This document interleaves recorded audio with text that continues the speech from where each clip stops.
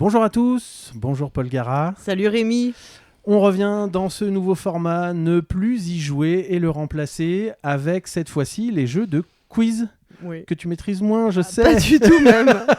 J'avoue que c'est vraiment pas mon genre de prédilection, c'est même un genre de jeu que j'évite en général. Mais moi, archi fan, je pouvais pas passer à côté. Ouais.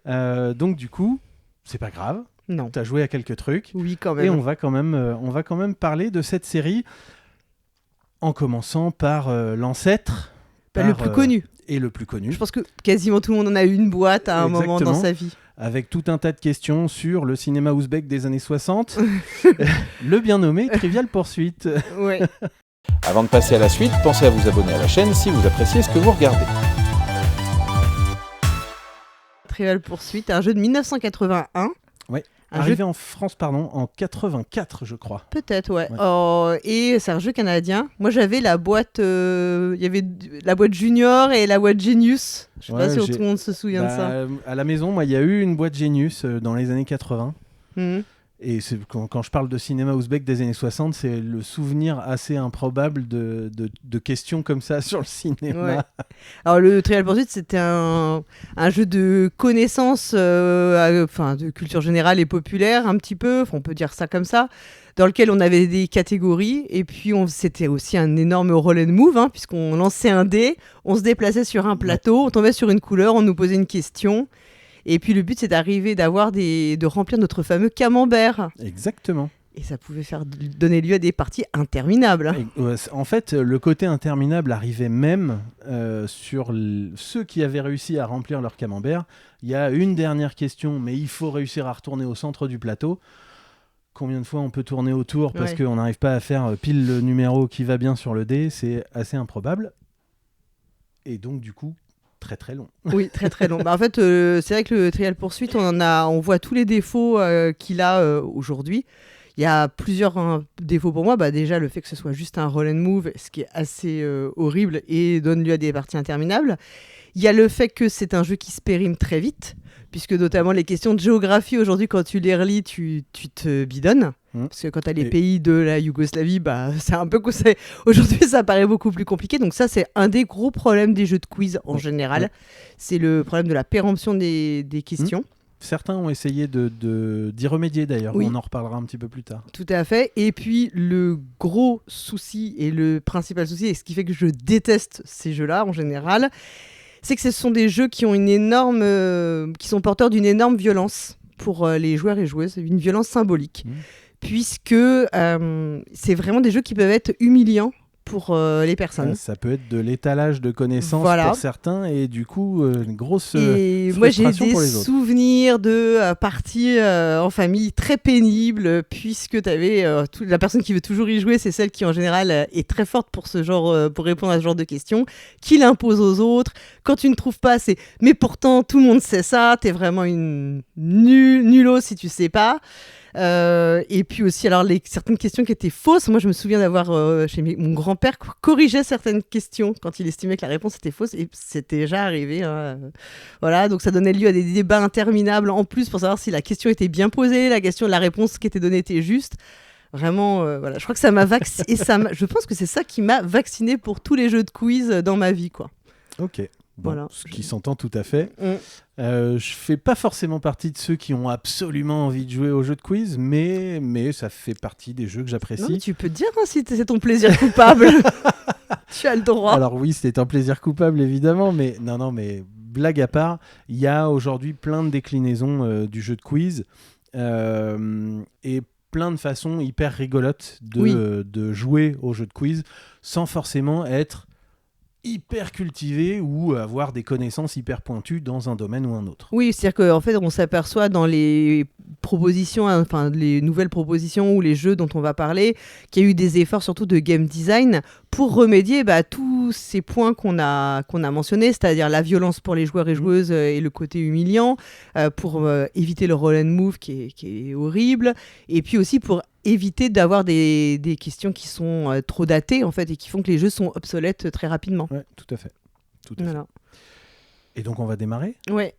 Donc on a parlé un petit peu du Trivial Pursuit. Est-ce que tu veux ajouter des choses sur Alors le moi je Trivial? vais parler sur le Trivial. Ce qu'on peut dire, c'est vrai que c'est un jeu qui est arrivé. Alors je renvoie tout le monde au podcast Balado Ludique qui en parle très bien dans sa série des jeux les plus influents. Et je te remercie, c'était effectivement très Voilà, intéressant. et c'est vrai que ce sont des jeux. Enfin, le Trivial Pursuit, il arrive vraiment à un moment où après, il y a moins de quiz en général, il y a moins de jeux télé, et il arrive un petit peu à un creux des jeux, parce que c'est vrai que la télévision avait pris le pas sur tous les jeux de questions, etc. Et il y a eu un moment de creux, et le Trivial Pursuit, il arrive à ce moment-là. Il naît d'une idée un peu pétée de deux personnes qui ont envie de créer le jeu, et puis qui font ça en se disant on va faire beaucoup d'argent avec ça, parce que c'est très facile à faire, un jeu de quiz. Et au final, ce jeu-là a marché, et avec une économie de game design, c'est presque un jeu dont le succès est assez improbable, quoi. Ouais. Oui, sur sa construction. Sur sa construction, c'est assez improbable. Ouais. Et puis avec quelques soucis de droit, de droit sur les questions. Sur les questions, voilà, ils ont été un peu repompés apparemment. Des livres qui étaient tout faits comme ça de culture, un peu de culture générale, voilà. Donc c'est pas la belle histoire. Ça fait partie de à chaque fois j'ai l'impression qu'on va trouver dans les jeux. Dire. Déjà la dernière fois on avait des histoires pas forcément super mignonnes, pas sur l'origine des jeux, donc on est exactement là-dedans. Moi je peux parler de deux jeux qui sont assez anciens. Allez. Que j'aimais un peu plus, d'ailleurs je les ai encore aujourd'hui. Je crois que je dois avoir une boîte de Trivial Pursuit cachée quelque part chez moi, mais alors il y en a un qui s'appelle Brainstorm. Je ne sais pas si le nom me dit quelque chose, mais je ne sais pas si j'y ai joué. Alors le Brainstorm, c'est que tu avais eu, en fait c'était un jeu pour lequel tu avais une thématique, et par exemple je vais te dire les films de Clint Eastwood, et tu dois m'en citer 10. Sauf qu'il faut que tu trouves les 10 qui ont été choisis pour mettre dans les réponses. Ah, c'est-à-dire qu'il laissait même pas la porte ouverte à... D'accord. Toute la question est de savoir est-ce que tu peux valider les autres réponses ou pas, mais si tu joues strictement, tu ne peux valider que celles qui ont été données. D'accord. Donc c'est d'une subjectivité totale et d'une injustice monstrueuse. Ouais. Moi j'aimais bien quand même, j'adorais y jouer. En plus il y avait un truc où tu mettais la carte dans une petite pochette, et tu sais c'était écrit en rouge sur bleu là, tu sais, comme quand on est un peu crypté, et du coup tu voyais arriver les réponses, enfin tu ne voyais les réponses vraiment, tu pouvais pas les lire à l'avance, tu pouvais pas prendre des cartes par cœur. Ouais, tout à fait. Voilà, et donc c'était assez, bon, c'est pas extraordinaire, en fait c'est un peu comme la famille en or, c'est-à-dire qu'on ne demande pas de trouver des réponses justes, on te demande de trouver les réponses qui ont été données, voilà. Ouais, exactement. Okay. Et l'autre, c'est Indix. Indix, c'est un jeu dans lequel, pareil, on va devoir se trouver. Alors, soit il y avait 4 catégories, une personnalité, une année, une chose ou un lieu. Et donc, on va avoir sur le plateau, en fait, on va poser son jeton pour avoir... Il y a 20 indices qui correspondent. On va poser son jeton sur le plateau sur, par exemple, l'indice 5. Donc, la personne va lire l'indice 5 et on peut faire une proposition. Et on va comme ça jouer chacun, on a la possibilité de faire une proposition, et la personne qui fait deviner, elle marquera autant d'indices de mémoire que... Si tu vois, par exemple, tu devines avec un seul indice à deviner, la personne ne marque qu'un point. Donc elle marque autant de points que le sachant nombre d'indices qui ont été utilisés. Voilà, exactement. Sachant que dans les indices, tu peux tomber sur avancer de 3 cases, ce qui te fait une belle jambe. Et moi, j'ai un souvenir mémorable parce qu'on y jouait pendant les vacances. Et toujours avec mes grands-parents, les mêmes. Et à chaque fois qu'il y avait un lieu, on disait les chutes du Niagara. Et c'était vraiment, c'était toujours le running voilà. gag, ouais. Sauf qu'à un moment, on joue donc c'était un lieu à deviner.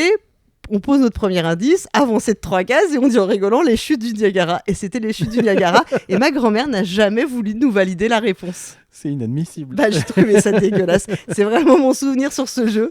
Et donc, je pense je me demande si on n'avait pas arrêté la partie tellement on était furieux qu'elle veuille pas. Parce qu'elle dit, mais vous n'avez eu aucun indice, vous avez juste eu de la chance. Tant pis, oui, ça fait partie du jeu. Voilà, exactement. Très bien. Donc voilà. Et j'en profite parce que Brainstorm, c'est un jeu, je ne sais pas si Dani écoutera, mais voilà, c'est un jeu qu'elle adore aussi. On a failli rejouer il y a 2 semaines. D'accord. Pour te dire, tu vois. Très bien. Très bien, très bien. Avant d'attaquer les vrais jeux, on peut parler aussi de tous les jeux dérivés de quiz. Par exemple... Quiz télé. Alors, il y a tous les quiz télé, ouais. dont le Burger Quiz, que tout le monde a l'air d'adorer. Parce que c'est un jeu qui a une bonne cote de popularité. Est-ce que l'émission avait une bonne cote de popularité ? Parce que je pense qu'il a été et il est toujours présenté par des gens charismatiques dans le monde de l'humour. Donc voilà. Forcément, ça attire un public. Et puis, il a... Alors, j'ai jamais joué au jeu de plateau, mais l'émission en elle-même, en fait, on est plus sur de la fun fact que Oui. sur de la connaissance à Oui. proprement parler. Et donc, c'est drôle, en fait. Juste Oui, tout ça est le marrant, dispositif est juste C'est là ça. pour faire rigoler. Exactement. Après, on sait qu'il y a, vous avez tous un jeu de quiz de votre région. Hein. Moi, Et du vin, moi j'aime le vin. On m'a offert un Tu as jeu de quiz sur le vin. Le quiz du caviste. Exactement. Est-ce que tu as la boîte à quiz Automoto? Alors non, Bizarrement. même si j'aime les voitures, mais pas celle-là. Et puis, il y a tous les jeux fan service. Hein. Le quiz Oui, Harry Potter, bien le sûr. quiz Star Wars, le quiz Seigneur des Anneaux, le quiz de... Et Trivial Pursuit a surfé dessus Oui. aussi, hein, avec toutes les déclinaisons basées sur des licences. Il y a aussi tous les jeux éducatifs. Oui, les incollables. Qu'est-ce que j'ai pu jouer aux incollables quand j'étais gamin? Parce que c'est des trucs avec cette caution éducative et scolaire. Sérieuse, ouais. On te dit, voilà, tu révises tes tables de multiplication, tu révises l'histoire. C'était à l'époque, je ne sais pas si c'est encore le cas aujourd'hui, mais tu les avais vraiment par section scolaire. Donc, les incollables CE2. Et je me demandais si les défis nature, je pense que c'est un peu le même. Il y a un peu la même idée ou... Alors, parce que ça se vend toujours et oui, ça marche ça se toujours. vend très bien, mais c'est rigolo parce qu'en fait, je découvre un côté collection sur les défis nature. Les enfants aiment ça parce que il y a des animaux, il y a voilà, et il y a un peu de connaissances. Mais en fait, on est d'abord sur un jeu de bataille. On n'est pas vraiment sur un jeu de connaissances. On y apprend peut-être des choses. Oui, mais c'est très une limité. bataille. C'est-à-dire que on va se battre sur. Je choisis de jouer avec la taille parce que j'ai un animal qui est très grand sur ma carte. Je sais quelle taille il fait. Oui. Et je dis c'est la taille. Et les autres joueurs vont choisir une carte comme ça. Et ce sera à celui qui a la taille la plus grande qui gagne. Voilà. Et dans les très vieux jeux obscurs, on est retombé en préparant sur le jeu de Dr. Who's Game of Good Sex. Un jeu incroyable. Un jeu incroyable, voilà, où pour se poser des questions, mais là c'était plus un peu de conseils, un peu de coaching C'est ça, en c'est vie du maritale. conseil de couple, exactement. Voilà. Mais très lunaire. Je vous Voilà. conseille d'aller regarder la fiche Oui, sur et Board Game d'aller Geek. regarder l'affiche et de regarder aussi la couve qui est assez stressante parce que on voit deux couples qui jouent au jeu avec le Dr. Who's qui est juste à Qui est côté juste d'eux. là et qui regarde. Ouais, c'est un peu flippant, voilà. Pour ça, c'était pour les jeux un peu rigolos. Exactement. On en parlera d'un qui est très connu après, enfin, si tu veux, d'un Ouais. autre jeu assez rigolo. Toi, ton jeu préféré de Alors, quiz aujourd'hui? Mon jeu préféré de quiz, c'est très simple, c'est un jeu qui s'appelle TTMC. Hop, voilà, il est là. TTMC, on est déjà à la 2e déclinaison du jeu. Je passe les déclinaisons régionales et les déclinaisons sportives, puisqu'il y a une boîte sur les JO maintenant. Il y a ici une boîte sur le Et BTP. il y a une boîte BTP parce qu'ils ont fait une déclinaison pour les professionnels du BTP. Et donc voilà. Je trouve que la mécanique du jeu est rigolote parce qu'on n'est pas obligé d'être hyper compétent. On est aussi un peu sur de la fun fact, c'est pas que de la connaissance pure et dure. Parce qu'en fait, on va devoir, sur un thème, estimer notre En fait, on va degré. s'auto-évaluer, On ouais, c'est ça. s'auto-évalue et selon le niveau qu'on se donne, forcément, si on s'évalue bas, on marquera moins de points si on gagne. Mais au moins, on est capable on va à peu près se situer dans le thème et on aura C'est une ça. question qui sera en lien avec notre niveau Exactement. estimé. Ouais, tout à fait. Et ça nous permet de nous sortir de la catégorie. C'est-à-dire qu'il y a 4 grandes catégories, scolaire, mature, sport, je crois, et la 4e, c'est improbable. Et donc, comme le fait de répondre correctement nous permet d'avancer de la valeur de la question qu'on a choisie, on peut se sortir d'une zone qui est moins confortable pour nous relativement facilement, juste en répondant à une question la plus facile possible, puisqu'on va s'auto-évaluer sur une échelle de 1 à 10. Les questions 1 sont très quelconques, les questions 10 sont très difficiles. Très pointues, ouais. Voilà, exactement. Et là, on supprime ce côté très violent en fait du Trivial Pursuit, Exactement. puisque on s'auto-estime, mais je suis sûr qu'il y a toujours beaucoup de gens qui s'évaluent très haut et qui tombent de bien Il bas. y en a et qui tombent fort parce que j'ai en tête une question de la première boîte de TTMC. C'était « Tu te mets combien en cure-dent ?» Et la question 10 est tellement improbable que en fait, ils ont noté « Si vous y répondez, vous gagnez la partie. » Oui, d'accord, ok, Et ça, en ça fait, tue le game. la question est très simple, c'est « Comment dit-on cure-dent en japonais ?» Donc évidemment, il faut cumuler 2 compétences un peu particulières. Voilà. Tu te souviens de la réponse maintenant? Alors non, je ne m'en souviens pas. Je sais que la traduction littérale, c'est quelque chose comme bout de bois taillé ou un truc dans ce genre-là, mais je maîtrise pas du tout le japonais. J'allais dire assez peu, mais en fait pas du Pas tout. du tout. Et donc voilà, j'aurais pas dire de bêtises. Et donc je vous invite à aller regarder, à aller chercher la carte dans la boîte si vous l'avez. Ok. Voilà. Bon. Donc ça, c'est ton préféré. Exactement. Ton Et donc favorite j'en one. profite, c'est un jeu de Vincent Burger, je ne sais pas, je suis désolé. Et il est édité en France par les éditions de base. Ok. Voilà. Moi, écoute, je te l'ai dit, j'aime pas beaucoup les jeux de quiz, donc je vais en parler d'un qui est quand même, à mon sens, plus intéressant, même si c'est pas ma cam du tout. C'est Fauna de Friedman Freeze qui a été réédité il y a pas très longtemps, parce que c'est un jeu, je pense, assez ancien pour la première édition, peut-être. Eh bien, écoute, là, je te fais totalement confiance. Je ne le connais pas. Donc dans ce jeu, en fait, on va jouer avec des animaux et en réalité, on va avoir un animal et on va devoir, en gros, on a des jetons et on va parier sur sa localisation géographique. Alors, je vous le dis vraiment de mémoire, sa localisation géographique, sa taille, son poids, la taille de sa queue, ce qui fait toujours rire tout le monde, bien sûr, et compagnie et compagnie. Mais en fait, on va avoir des fourchettes et le but, c'est d'être le plus proche possible de la bonne réponse. Mais en se plaçant, on va aussi bloquer des emplacements et donc on peut aussi faire du bluff parce que si moi je dis mais ça, je sais très bien la réponse, on va gagner des points si on a la bonne réponse, mais aussi si on est sur les emplacements adjacents à la bonne réponse. Donc on va avoir tendance à pouvoir bluffer. Il va y avoir un peu de toi, tu avais l'air vachement sûr de toi, alors je vais me mettre dans la zone à côté de toi et ainsi de suite. Ce qui fait qu'il y a une partie connaissance, certes, mais le gros du jeu, il est plutôt dans le bluff et le fait d'être malin et plutôt un peu stratège sur la façon de se placer et d'essayer de trouver la bonne réponse, quoi. D'accord. Enfin, en tout cas, de se rapprocher Ouais, pour bien marquer sûr. des points. Ouais, ok. Voilà. Très bien. Le suivant pour moi, et ça va nécessiter que j'aille chercher la boîte, hop, c'est un jeu qui est sorti récemment en France, c'est Smart 10. Smart 10, tu connais pas celui-là, hein ? Absolument pas. Très bien.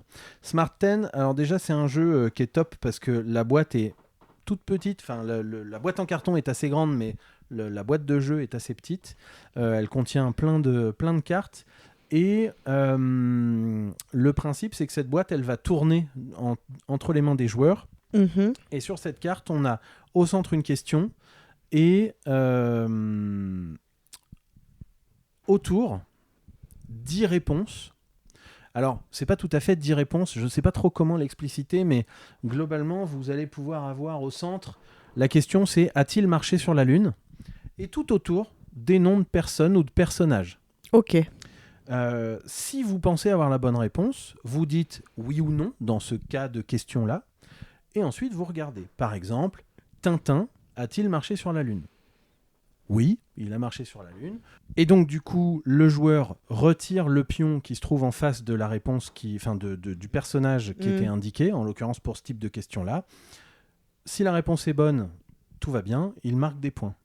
Le souci, c'est que quand la boîte lui revient dans les mains, il répond et il répond faux, tous ses points sont perdus. D'accord.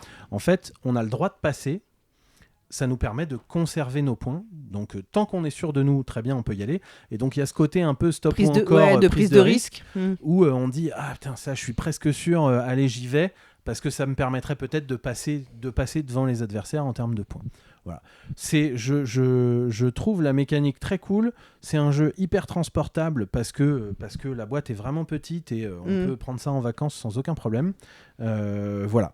Et donc c'est un jeu de Christoph Reiser et Arno Steinwender, édité par Piatnik.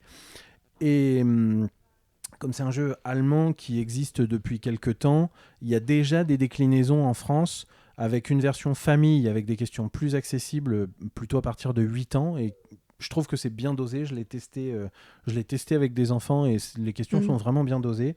Et une déclinaison, parce qu'il faut une déclinaison comme ça, je ne sais pas pourquoi, mais il y a un public, visiblement, une déclinaison un peu coquine, qui s'appelle l'impertinent. Alors, on n'est pas que sur des questions de cul, mais voilà, il y a... Est-ce que Docteur Roux s'approuverait ? Je sais pas. Mais voilà, il y a plein de questions plus adultes, entre guillemets. Je sais pas trop comment je sais pas trop comment l'expliciter, mais bon, bref. Voilà, ça s'adresse à un public un peu différent. Voilà. Ok.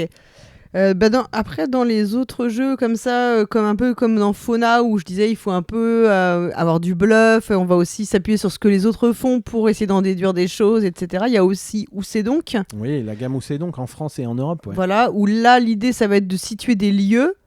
Mais pas forcément en ayant la bonne réponse. Ce qu'il faut juste, c'est être capable. On va le situer, et soit après, on va falloir se situer par rapport aux autres. Si j'ai bien, moi, j'y ai pas joué, mais c'est ce que j'ai compris du gameplay. On situe les lieux par rapport aux autres. Voilà. Et c'est ça qui est rigolo parce que du coup, on n'a pas besoin absolument de savoir que Brest est à l'ouest, mais en tout cas qu'il est plus à l'ouest que Paris, quoi.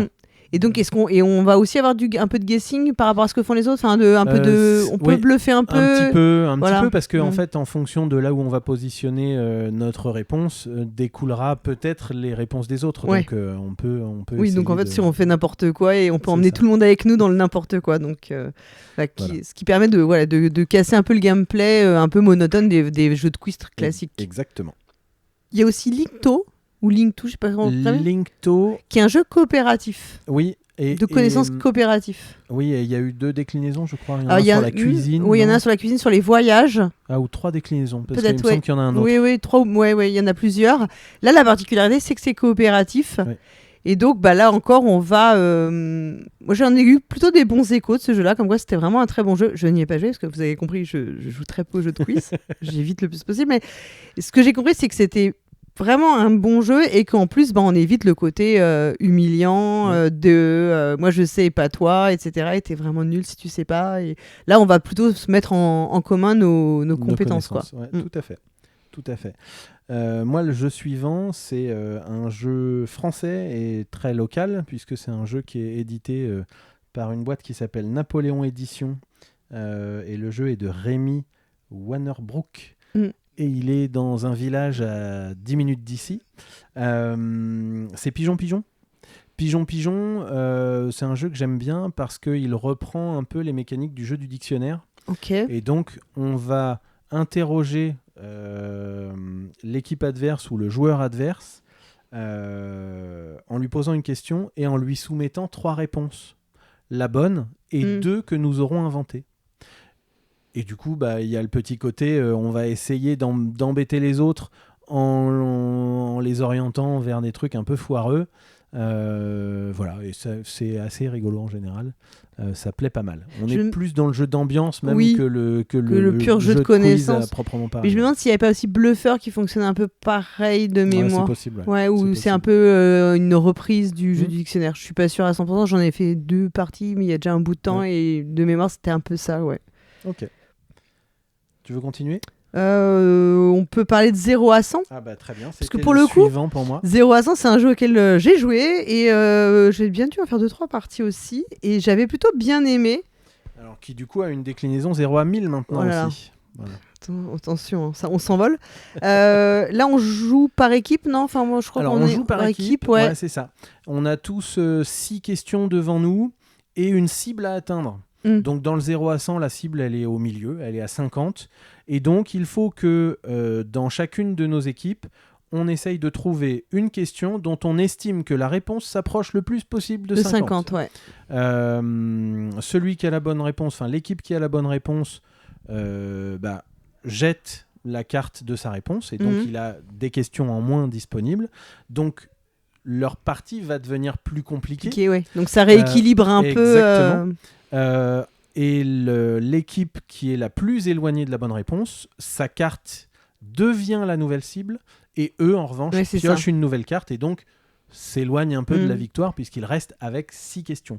Mais néanmoins plus de choix pour essayer de s'approcher de la Mais là, ce qui est cible. pas mal, c'est que ça va rééquilibrer. C'est-à-dire que si on a des gens qui sont hyper forts, ça leur monte, ça crée comme un petit handicap. Exactement. Et ça permet de pas avoir le côté win-to-win de certains jeux de quiz. Du coup, je trouve cette mécanique vraiment sympa, parce qu'effectivement, à la fin, oui, je connais presque la réponse, mais là, j'ai que des questions qui ont des réponses hyper éloignées de la cible, et donc je sais que il va falloir que je réponde à un truc un peu foireux, peut-être que ça va mais passer, mais en fait, en limitant les dégâts. Exactement. Quoi. Ouais. Ouais. Moi, j'avais bien aimé, pour le coup, celui-là, j'avais vraiment trouvé ça plutôt sympa à jouer. La mécanique fonctionne vraiment bien et je trouve cool qu'ils aient fait une déclinaison 0 à 1000 qui permet d'avoir encore plus de questions possibles parce que du coup, ils ont agrandi les cibles possibles.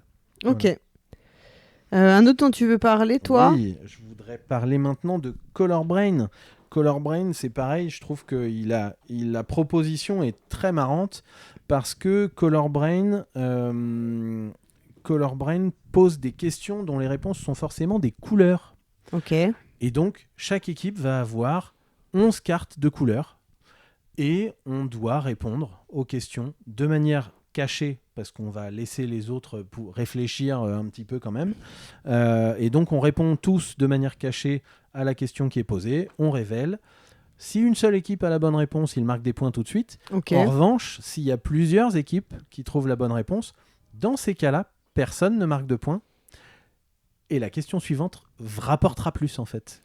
Donc il y a un petit côté un peu rigolo où les questions vraiment trop faciles, finalement, elles font gagner personne parce que tout le monde les connaît. Et ça complexifie et en tout cas, ça donne plus de challenge sur la question d'après. Ok. Et puis, ils y ont ajouté des petits trucs. Et donc, du coup, on a aussi des petits indices qui sont donnés sur les cartes qui correspondent aux questions parce que personne ne pose des questions. En fait, il y a une encoche dans le bloc de cartes de questions et tu vois la question tout de suite. Et l'indice correspond au nombre de couleurs que tu dois donner. Alors, parfois, tu sais que tu dois donner une seule carte. Parfois, tu sais que tu dois en donner 4. Puis, parfois, il y a une étoile et il faut se débrouiller. Et donc, si tu sais combien il y a de couleurs, tant mieux. Et parce qu'après, il faut retrouver les bonnes. D'accord. Voilà. Ok. Et donc, petite parenthèse, c'est un jeu de Tristan William et il est édité chez Big Potato Games. Ok. On peut continuer aussi avec l'or. Il y avait le Grand Kiwis qui était sorti il n'y a pas très longtemps chez Studio H. Exactement. Un jeu de Sébastien Pochon, Grégoire Larget et Franck Critin. Tout à fait. Le voilà ici. Qui était plutôt... Moi, j'y avais joué à Vichy, je m'en souviens. C'est la seule partie que j'ai faite, où on a été bien nuls d'ailleurs. J'ai trouvé ça plutôt marrant. Ça passe, tu vois. De mémoire, en fait, on va avoir... une question ou un thème et il faut enlever les mauvaises réponses. Alors en fait, il faut surtout ne pas trouver la bonne réponse. Voilà, c'est ça, exactement. Et donc il y a 3 questions et 3 réponses. Et en fait, qui sont croisées. Elles sont croisées. C'est ça, t'as et donc, raison. du coup, ça fait au total 9 questions. Et donc, évidemment, il y a plein de mauvaises réponses. Et il n'y a qu'une seule bonne réponse. Il faut arriver à trouver. Là, on procède par élimination, on enlève les mauvaises réponses. Exactement. Et donc, ça se joue 2 équipes, je crois, si mes souvenirs sont bons. Et chaque équipe va à son tour retirer un jeton, remplir une jauge de points. Et au moment où il y a une équipe qui retire la bonne réponse, et bien du coup, la manche s'arrête, le tour s'arrête. Et l'équipe adverse gagne le nombre de points qui était indiqué. Ok, voilà. Très bien. De quoi on peut parler d'autre ? Il y en a plein d'autres. Il y a Vers l'infini mais pas au-delà. Est-ce que tu le connais celui-là ? Pas du tout. Vers l'infini mais pas on au-delà. On dirait un jeu avec... c'est un petit clin d'œil à Cthulhu. Ouais, et puis un peu à Buzz l'éclair surtout. Mais c'est un jeu qui mélange 2 mécaniques. On est sur un jeu de quiz mais aussi un jeu du menteur. C'est-à-dire que toutes les réponses sont des réponses chiffrées. Ok. Par exemple, et on est aussi sur de la fun fact. Je vais prendre l'exemple de la boîte. Quel est le record du plus grand nombre de hot dogs mangés en 10 minutes ? La réponse, on s'en fout fondamentalement. Mais, d'accord, moi j'avais tellement envie de savoir. J'ai pas la bonne réponse, là, j'ai pas la carte. Et donc, je suis le premier joueur, par exemple, et je réponds 80. C'est à ton tour de jouer. Tu décides soit de me suivre, soit de surenchérir, soit de ne pas me suivre. Ouais. Si tu me suis, tu montes dans le vaisseau, je suis le capitaine, et donc tu marqueras des points si ma réponse n'a pas dépassé la bonne réponse. Ok. Si tu décides de surenchérir, je vire du poste de capitaine, c'est toi qui prends ma place. Si tu décides de ne pas me suivre, tu ne rentres pas dans le vaisseau et tu marqueras des points si je me suis gouré et que je suis allé au-delà. Ouais, donc là il y a aussi un peu côté un peu... Enfin, on va suivre ceux qui ont du culot dans leurs réponses. Exactement. Ouais. Donc il y a aussi une part de bluff, c'est-à-dire que on sait qu'on n'a pas la bonne réponse et qu'on est allé au-delà, mais on arrive à faire croire ceux qui ont marqué un peu plus pour de les points que nous, embarquer. et du coup on les empêche de marquer des points à ce tour-là. C'est méchant, Voilà, ça. Ouais, un petit peu, mais Ouais. Il faut. des fois. De quoi tu veux parler après? Il y a Hitster aussi.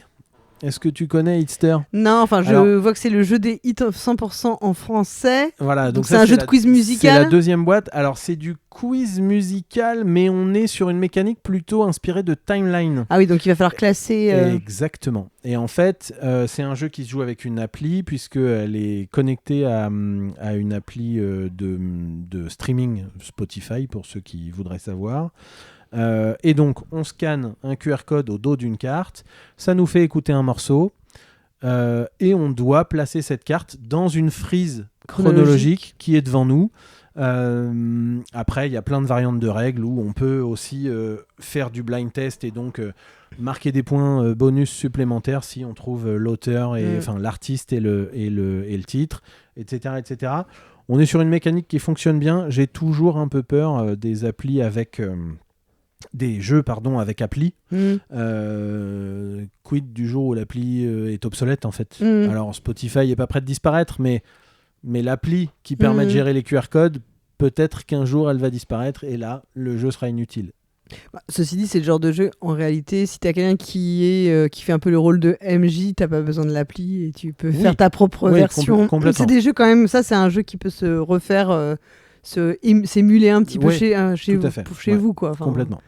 Et on parlait tout à l'heure on parlait de jeux où les questions sont datées.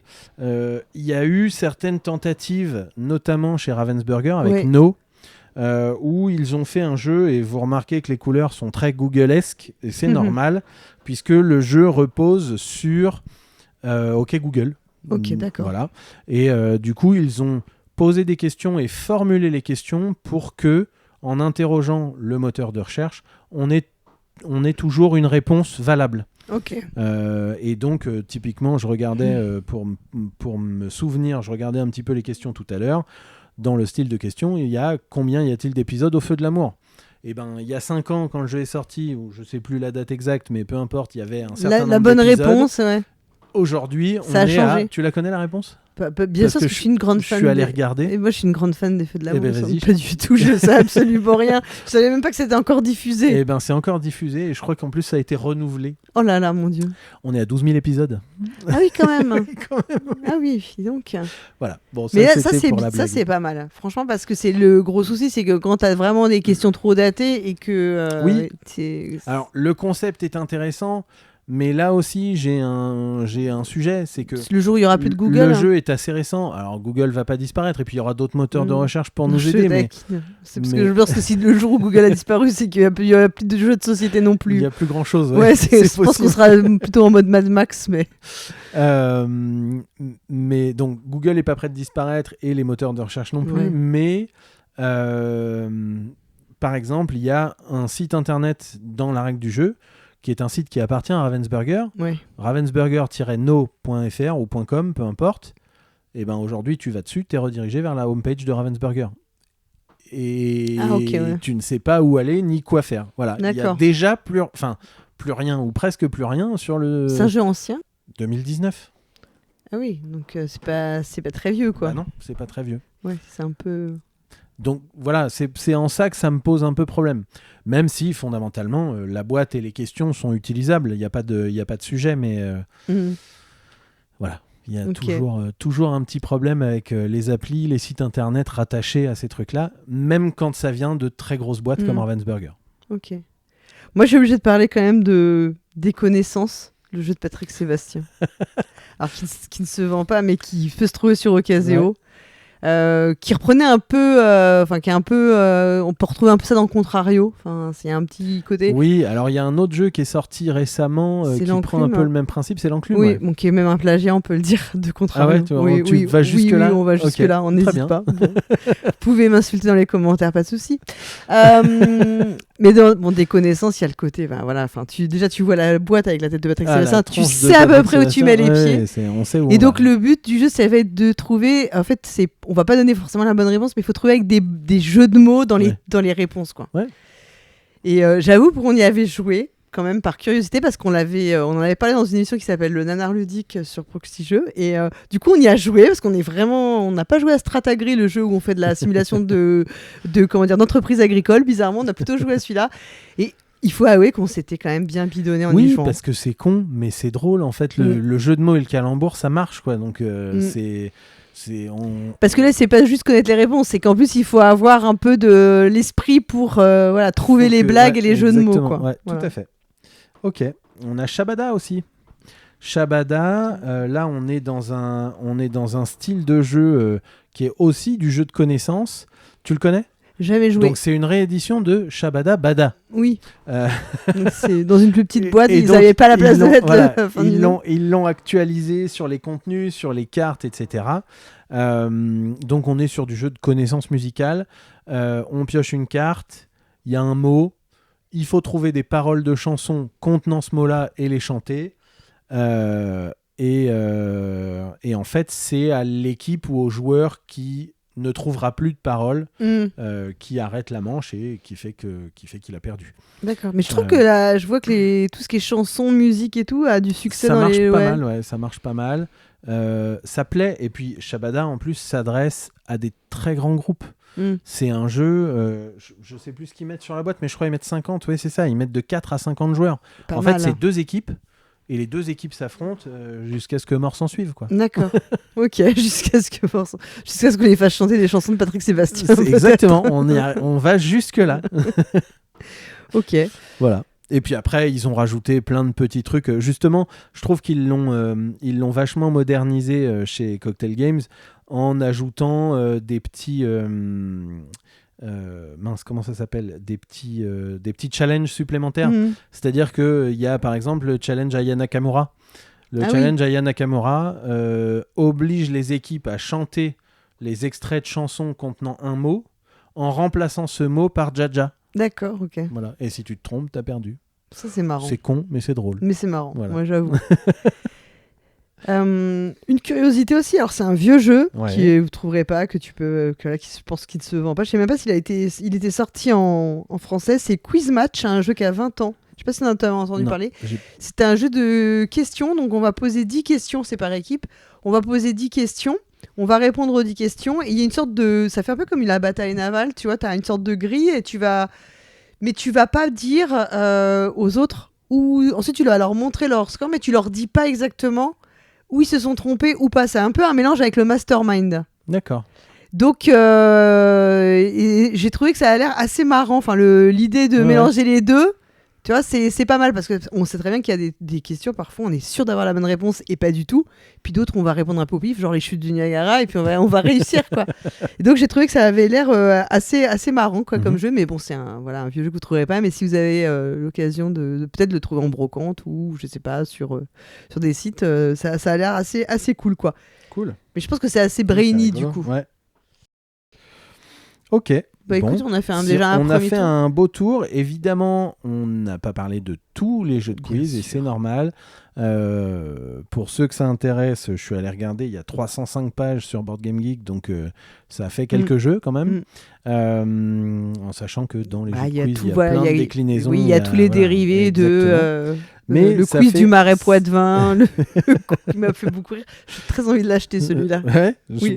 Comme je ne connais pas du tout Marais Poitevin, je me dis comme ça. Ça peut être super intéressant pour apprendre des trucs sur le coin. Ok, eh bien écoute, merci beaucoup.